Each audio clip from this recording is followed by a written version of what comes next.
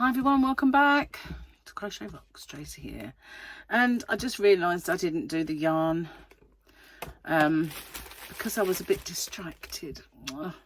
Sorry guys, I was a bit distracted, and I've been a bit busy this morning. I want to scratch my head, but I can't do it that side. Yeah, I was what have I been doing?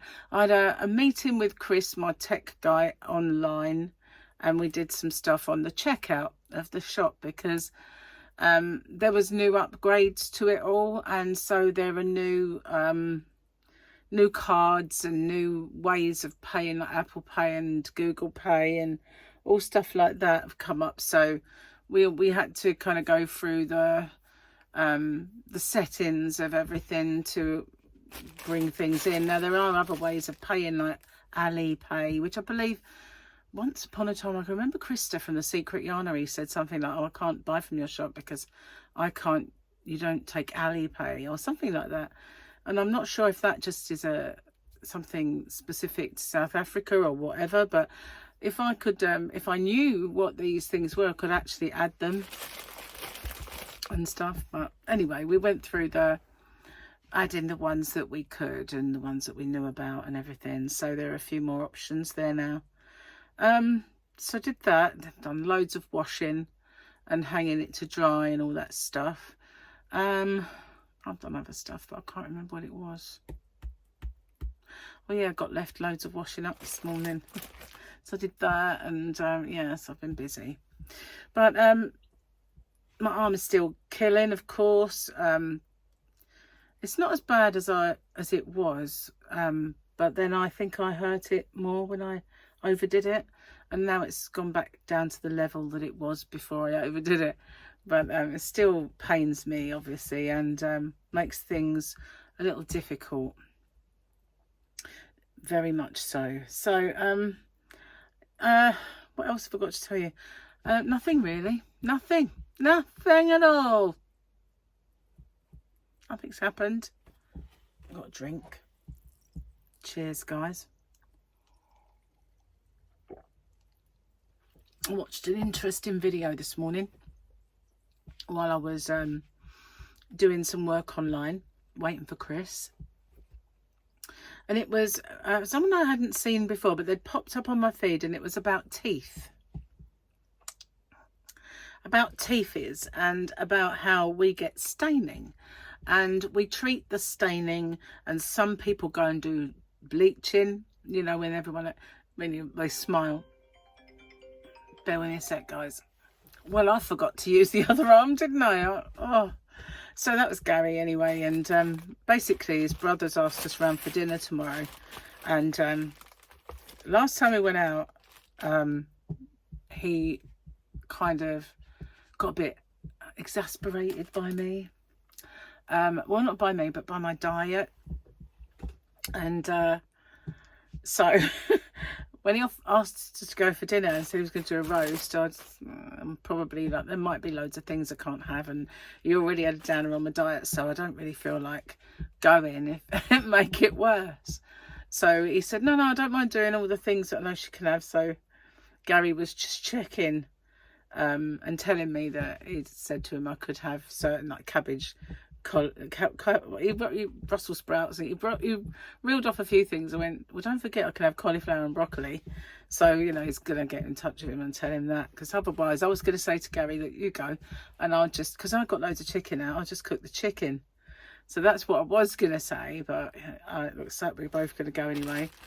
So yeah, that really was a bit of a bad move. It's so easy just to reach out and do something and then think afterwards, oh, I usually use the other arm or something. But yeah, so the thing is, when you do a low carb diet and you've got other people in the mix, they don't always appreciate the fact that you're not going to cheat for a day. You know, they don't understand that necessarily, because they've never done it, that should you cheat for the day, you have lost all of the progress that your body has made. Not necessarily the weight loss you've achieved, but the fact that you are in this weight loss mode, you've broken it, and it sometimes takes a long time to get back in, if at all. For me, I've noticed in the past, when I've had time off, if you like, get back on it and it doesn't want to play anymore, and I cannot get back into weight loss. I've lost it. And so in those instances, I've had to either switch to doing like Slimming World or something like that, and then maybe, or later on, start again, but by which time I'll have put weight on, you know, or something. So I'm not up for messing it up, and I don't mind going out for a meal if I can have something on that menu, you know, even if it's chicken or steak salad or something along those lines. If there's something on that menu that I can eat, then I'm fine by it. But when it comes to things like going out for a Chinese, which I can't eat anyway, even if I wasn't dieting, then I can't do it, you know, and that's just the way it is. I can't eat that food. It will destroy me. Just destroy me anyway. It does. I've tried. So I used to love Chinese, but I can't eat it now. It completely destroys me. And there's not a chance that I'd even, when I wasn't dieting, say, yeah, let's go for Chinese, because I can't do it. So yeah, I kind of understand why some people might get a bit miffed, because things have changed drastically for me. But you know, other people, they have their own, like they have their own way of doing stuff. And you know, that for Gary's brother, his daughter had to follow low gluten-free, but they purchased this thing called glutenzymes, and if she has gluten and takes glutenzyme, she's fine. But if I have, say, a Chinese and I take glutenzyme, I am not fine, you know. So what might work for some people don't work necessarily for others, but they don't think about that, you know. They just think, well, take one of them then. It doesn't sort of necessarily follow that that's going to work for me, and it doesn't. It works for small amounts of, if I had maybe a gravy and there was flour in that gravy, it might work. But if I overload myself with loads and loads and loads of flour or whatever, then it does not work. So yeah, you know, sometimes it's so much better just not go. Right? And I don't want to be antisocial and all that, but I'm not ruining it. Not ruining it. You know what I mean? So like the other day, we had a bit of good news, Gary and myself, and we went out to celebrate this little bit of good news, and we went to Mem's Metza, and it's a restaurant that one of the people we know opened many years ago, owned the corner shop near here, and were very friendly people. So obviously it's Turkish, and his name's Mehmet, and he opened this restaurant and called it Mem's Metza, and we've been in there a few times but had some pretty amazing dinners, and we haven't been in there for years. So as it's Turkish and I love Turkish food and it's Metza, I figured there'd be loads of things I could eat in there. And Gary and I shared a platter. Oh my God, it was amazing. But it was just a meaty platter, and Gary had the rice and all the things that I can't eat, he had, and the rest I just tucked into my lamb chops, and it was lovely. It was really nice. So yeah, that's great. I can go out for a meal because I can enjoy that. But sometimes I'll go out for a meal and you think, well, there might have been coatings on that not necessarily sticking to low carb in, but it's still meat, you know. I've not gone too far off the track, and that's fine. And it's true in them. So there might have been sort of spices and coatings on there. Hopefully no sugar. But you know what I mean? It might have been slightly off my beaten track, but it wasn't, I didn't kind of fall off a cliff, you know. I don't mind going to Nando's where they do chicken. I don't mind going somewhere where I can have a mixed grill or a steak. But normally speaking, you know, other kind of restaurants, it's a no-no for me. And my journey is a long one. You know, that's the way I look at it. It's not a quick fix. You know, there was a time in my life, and I must stop saying you know, there's a time in my life when if I went on low carb, I'd have lost all my weight by now. But that's not now. You know, I'm a little bit older. I'm 35. All right, I'm not, but you know what I mean. And 36. So it takes a tad longer, like a lot, probably a lot longer. And I have done very, very well. I've lost nearly 2 stone, which is 28 pounds. So that's a drop in my big fat ocean, you know. There was a time when 2 stone would have seen me, you know, done, but not now. I've still got a ways to go. And every time I go shopping, I get in a size smaller. I thought my bra was showing then, but it's not. It's this flower. But yeah, every time I go shopping, I fit in something smaller, and that is great, whether it's bottoms or top. And it is a great thing. There's this saying that they used to bandy around: nothing feels or nothing tastes as good as skinny. And in a way, when you get those little victories, that's what it means. It doesn't mean take it to extremes or anything like that, but those things that boost you, that boost the fact that, my goodness, that it's working. I can see it working. I've got, I mean, I bought a top the other day that was 3 sizes smaller than when I started, and then I tried another one on, didn't fit. It's just, you know, it just depends on the cut. But I did get into 3 sizes smaller, you know, that maybe 4 sizes smaller in actual fact. But that feels good. That's a boost. And that's what that kind of saying really meant. And no amount of cheating is going to enter my brain now. That's it. I'm done with it. When I'm in the zone, I am well and truly in that zone, and I'm unshakable. Nothing's going to take me out of it, because I'm there now and it's working, and I want it to stay that way. And I'm not willing to come off this diet now until we go on holiday, and that's not until Christmas. So there you go. I am now in this plan, and I'm not wavering until we go away. I will be unshakable, because that's just me. I am like that. People always, you always start a diet and you never stick to it. Weren't in the zone then. I'm in the zone now, and unshakable. When I used to work with Michael, and we would go out for our break at the same time, because he worked in a different, it was a massive big open plan office, but he worked in a different part. But sometimes our breaks collided, and we'd be out in the break room together. Someone would always bring cream cakes and God knows what other goodies, and they'd say, oh look, do you want one of these? And I'd go like, no. And they'd offer me something else, and he'd look at me and goes, no good offering her anything, she's not going to go for it. You know, it doesn't matter what you offer, she's not going to do it. That's that. And I think, well, see, he kind of knew my resolve. But when I'm not in the zone, just like anyone else, if you're not there, you're not going to stick to it, are you? But I am. I'm there now. And it's just not going to happen that I will come off it. Especially not, you know, when you consider, if you're doing Slimming World or something like that, and you have a cheat day, pull it back the next day. You can pull it back.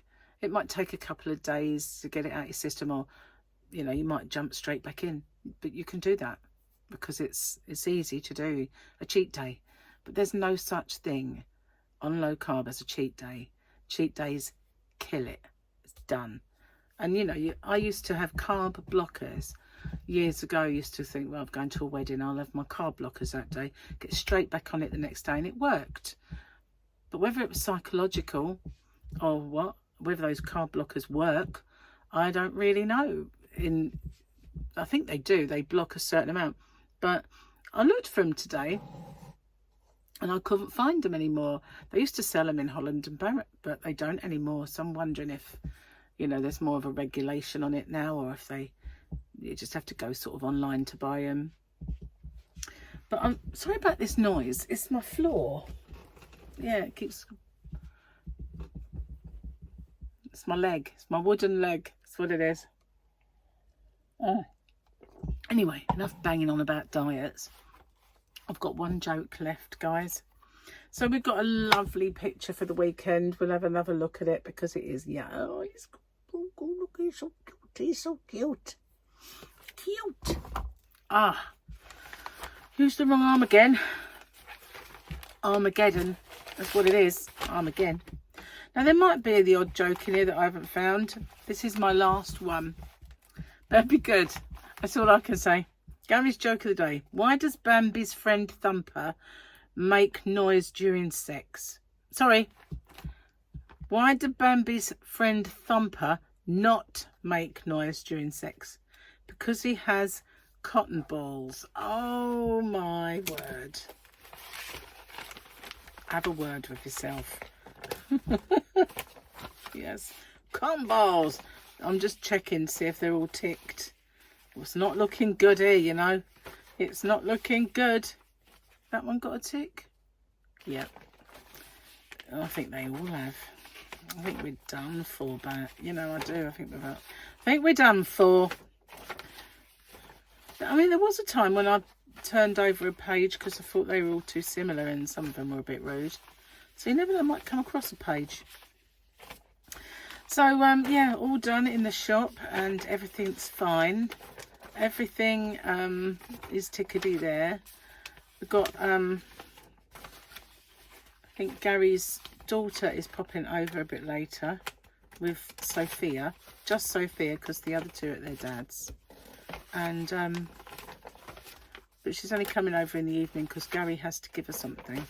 So she might as well stay, have dinner and then go, you know, afterwards. I don't know what time she'll go, but... So I'm doing my chat a bit earlier than normal. So I thought I've got to go and put it all done. All done. No more. So if I slide it, don't pick it up. It's as heavy or not as this is, I can't manage it. Pretty sad when you think about it. Gary had a delivery Monday for DIY, and he's got a bad foot. So I said to him, you know, I don't want you overdoing it, because obviously they'll deliver it to the front and he has to get it to the back. And normally he just ferries it in and out, in and out. And I said, look, with your bad foot, I don't want you to overdo it. You know, you need to do it gradually. He said, maybe you can help me then. I went, what, with my bad arm? And he went, oh yeah. So he kind of stuck. What he needs is a little helper. That's what he needs. A little mate. Guy next door used to have one years ago. The one who used to live there, he passed away. But he always had this young lad from around the corner that he would do little jobs for him. I think he used to give him like pocket money to do it. And I, funny enough, saw him a little while ago. Well, wish I'd said, hello. If you ever need to do any, you know, you want to do some jobs for Gary, just come round. Or give me your number and we'll call you. But I should have done, but I didn't. Probably because I was driving at the time. But yeah, you could do with a little, like Santa's little helper, really. Anyway, guys, I'm going to get off and upload this and get the potatoes on, I think, because I think it's time. Oh, nearly. Not quite, but nearly time, because they're having jackets which are baked in their skin. That's what we call them, if you're new to my terminology. I'm not. I have no idea what I'm having, but I've recently, thanks to my son Michael, have discovered ways to cook cauliflower rice that are actually really good. Only by looking at the meals that he's done and the fact that he combines it. And now Gary's been making me some cauliflower chicken rice, and it's been amazing, really is. And I'll have it with things, so good. Thank goodness for that. But I've also got, he told me about where to find some other really good cognac noodles and rice, and I've bought some, and they even have couscous. I don't know if I'm going to like that, but we shall see. We'll try and make some different stuff. And it was cheap, as I mentioned it yesterday, I think. Buy one, get one half price, and then I had the voucher, so I didn't have to pay hardly anything for it. So if I don't like it, I didn't waste my money. But, yeah, and I've been looking into some supplements as well, But oh yeah, before I got that phone call, I was going to tell you about teeth, wasn't I? I won't go. I haven't gone. But yeah, watch this really interesting video about teeth. I bet you're all going, you were going to tell us about teeth, but no. Okay, so yeah, people do bleaching and all that sort of stuff, but they are people who are ruining their teeth because the enamel and your teeth are porous and they're destroying with this bleach anyway.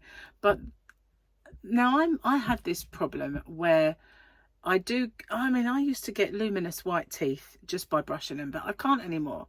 They are more ivory and yellowy, and my fake one is terrible. But it's like you can scrub and scrub and scrub and it just doesn't happen, doesn't change. And even when they polish, it doesn't really make a difference. And the reason being, it's from within. And I was watching this video and it was about all of the foods and drinks and everything that you really should avoid and the things that you should use because it actually helps. So what it is, it's the acidity of your mouth. And one of the things you can do which will actually help is have a little bit of apple cider vinegar diluted before every meal, and it kind of cuts back on the acidity. But there were things like foods and drinks you should avoid that encourage that acidity, and it's all to do with gut bacteria and making your mouth bacteria as well kind of the right pH levels. So yeah, it's very, very interesting, and I've yet to digest it all, but pardon the pun, but it was really interesting, and I wrote some notes here. So let's see, what did he say? It's all to do with, oh yeah, there was one thing that, and I've seen it a lot on YouTube. So baking soda and high quality activated charcoal, a little pinch of each, and brush your teeth with it once a week. That helps. Oil pulling. Now this is what makes me feel really sick. A tablespoon of coconut oil, and you slush it around for 10 minutes. 10, 20 if you can, but 10 minutes. And do that like twice a week, 2 or 3 times. I don't know if I can do it once, but you know. Then there's liver, guts and saliva health. So it's the bitter rich foods and greens that help. So things like rosemary, thyme, basil, ginger, apple cider vinegar, organic coffee only. So those things help. Ginger tea, mineral water, bone broth, sea salt and potassium. All those things help. And the best foods are grass-fed cheeses like cheddar, Swiss cheese. So what are we? A grass-fed milk. Plain. I don't really need all that grass-fed stuff, but you know what I mean. That's what it is. Yogurts and plain yogurt, that is. Sugar-free gum with xylitol. Celery, carrots, cucumber, apples and pears, walnuts and macadamias, eggs, meat, fish and herbal teas. So some of these things I do anyway. So why are my teeth not white? Honestly, sorry if I made you wake up there. But you're meant to avoid soda, juices. What does that say there? Oh, sports and energy drinks, kombucha, oh, dried fruit, gummies, sweet coffee, that's me out, hard sweets, crackers, chips and pretzels, white bread, refined baked goods, sugary cereals, granola, frequent snacking and grazing on anything, even low carb or stuff, you know, stuff above. So all of those avoid things, and all of those are to do things. I do quite a few of them anyway, so I don't know how much of a validity this has, but it's there, and I shall Google some stuff and see. We'll look into it a bit further, because I need that in my life. I need whiter teeth. I need them to be white from within and shine like the stars that they are. Like, ding! Remember that Colgate advert years ago? And when you had the ring of confidence and you'd smile and it'd go ding, like a little ring around you. I need one of them. Anyway, guys, I am going this time. I will see you on the next one. Take care. Bye bye for now. Sorry, a crossing. Where is it? Where's my little button?